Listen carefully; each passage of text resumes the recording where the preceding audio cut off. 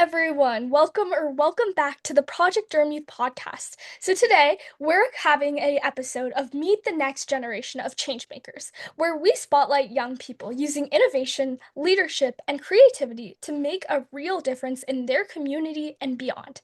I'm your host, Sharleez Moneem, and today I'm so excited to be joined by Chloe and Maanya, the founders of PathoScan.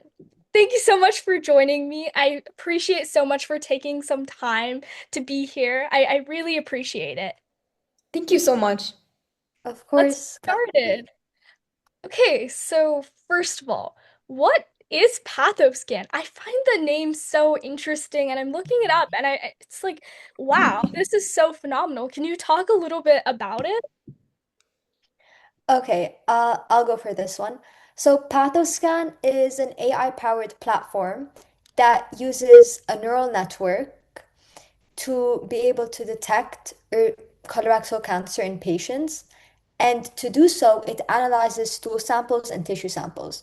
The reason we implemented stool samples is because it's a more accessible option for people compared to invasive procedures like colonoscopies, biopsies. And our whole goal here is to make healthcare more available to others, especially underserved communities. So that's our aim. Would you like to add anything, Manya? And no worries if you don't have any other commentary.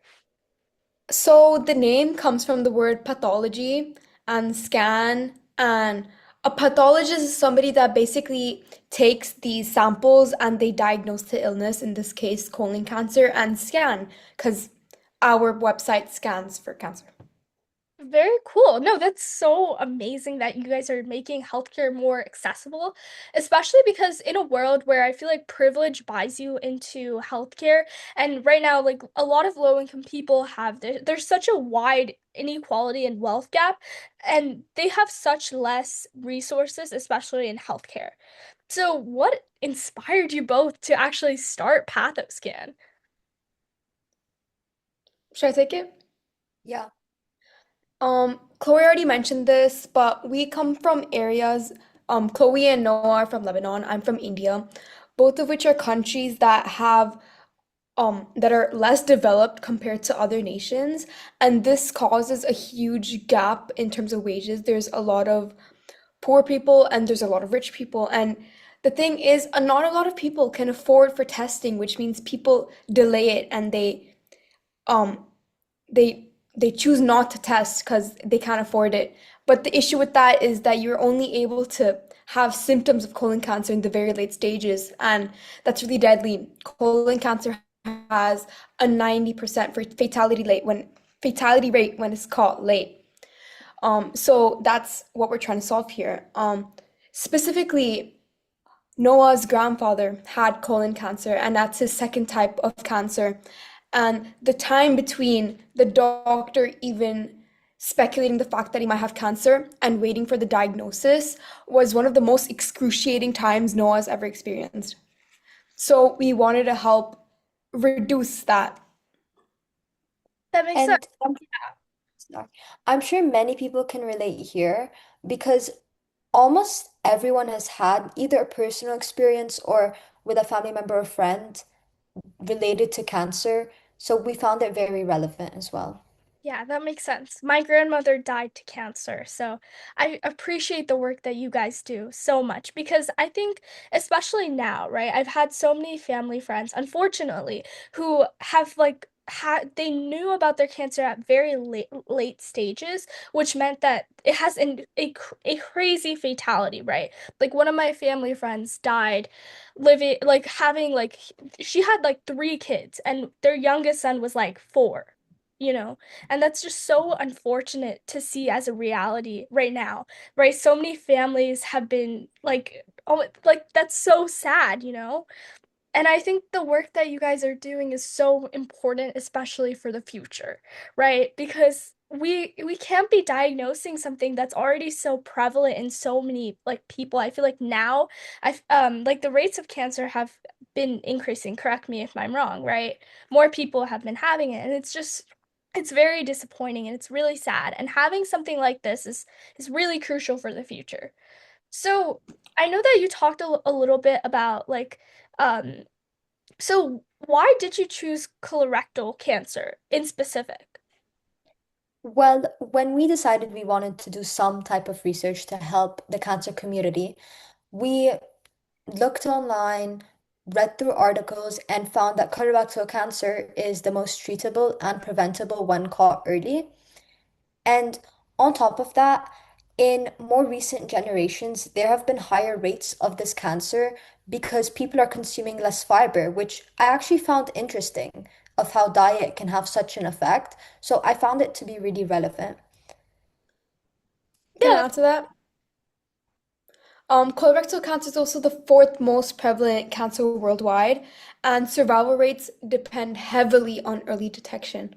So, if we are able to bridge this gap for one cancer, imagine how much we can do for the other types of cancers. It's amazing, actually. 100%. 100%. Okay. No, I find that very inspiring almost. That I think that's so important that you collapsed on such a specific cancer that's obviously extremely treatable when caught in early stages. And I think that's very cool that you collapsed on one. So, what stage is PathoScan at today? So, is it currently just like a research project? Is it like a startup or is this something and what are you hoping on like in the future, I guess? Can I take this? Mhm. So, PathoScan is not a concept. PathoScan is a web application. It actually works. The original prototype was made in only 4 days, which is crazy. It's unheard of to ever build a neural network in 4 days. But I had the original model. It was quite bad, and Noah came in clutch and he helped everything out for a previous competition. But now it actually works, and we have an accuracy rate of 98.3%, if I'm not wrong. So Well, that means out of 250 cases, only three were wrong. Even though like the number is low, that's still quite bad that there's three cases that are wrong. But it's also the same amount of what's the word? Incorrectness, I guess, as a human would make. wow. Okay, but how does PathoScan actually work? Can you explain the technology behind it?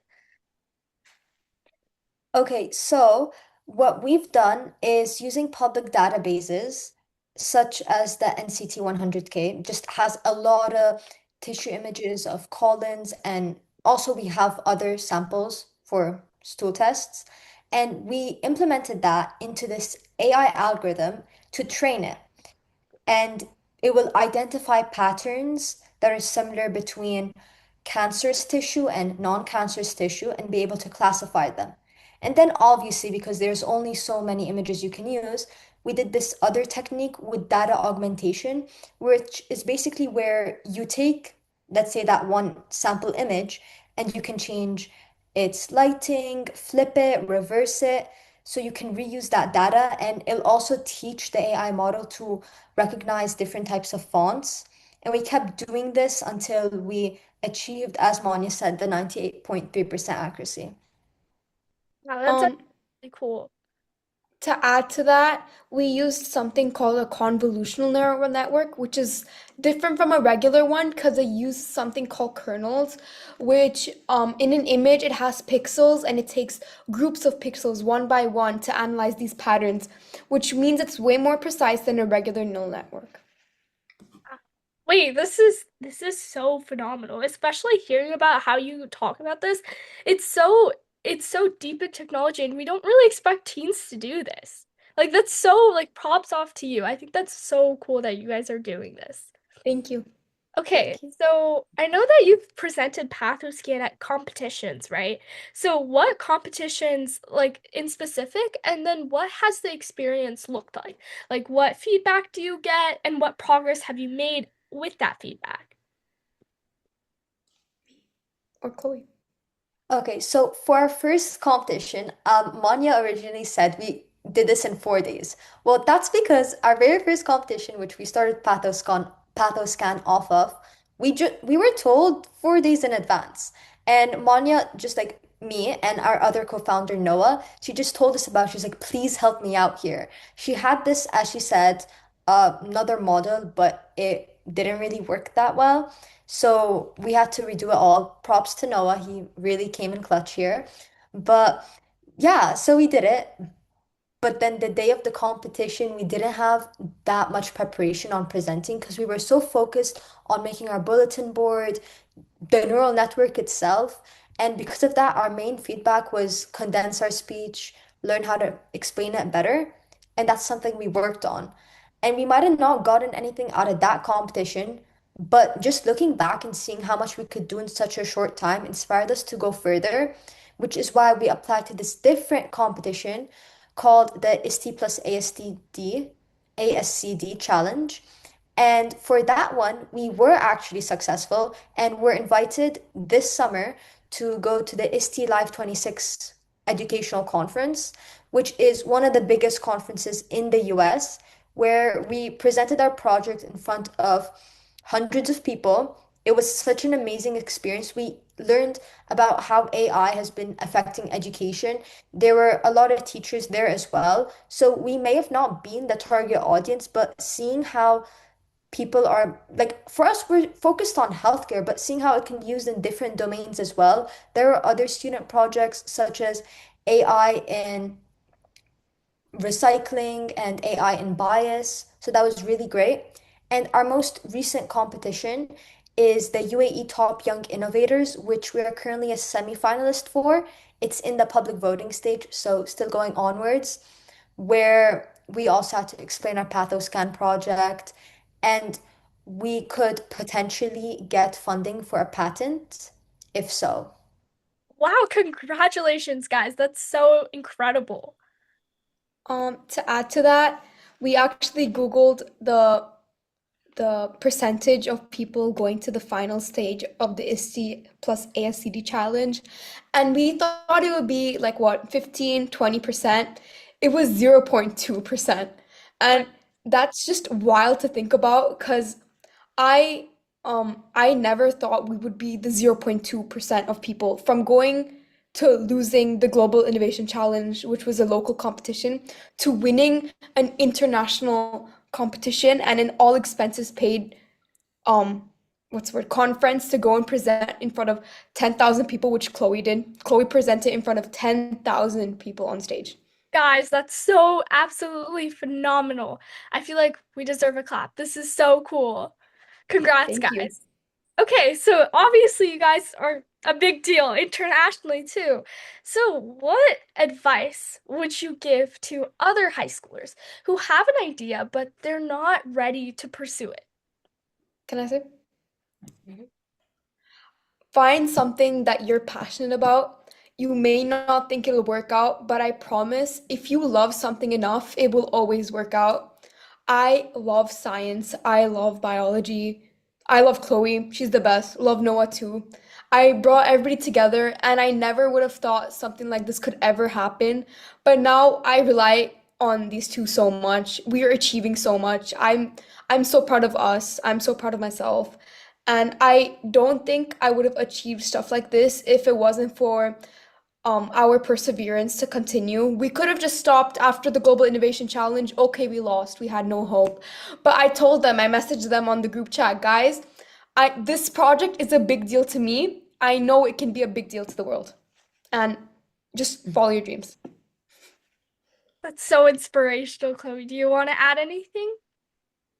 Yeah, I feel like the best thing for us was finding the right team, people who are passionate in the same things as you and also who have different skill sets. Like, as we previously hinted, Noah is more into the tech, Manya is into the networking, organizing, and I'm into the bio research. So we really just empower one another, and I feel like that's crucial for success. Mhm. 100% agree. Chloe, Manya, thank you so much for joining me today and sharing your incredible journey with PathoScan. Like, I mean, I'm wowed.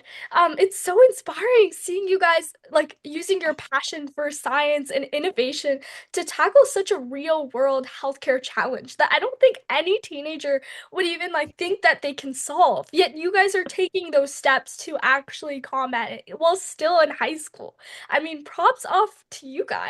And To everyone watching, I hope this conversation showed you that you are never too young to make a change and an impact. And whether your passion is science, entrepreneurship, advocacy, or something completely different, I mean, every big idea starts with taking that first step.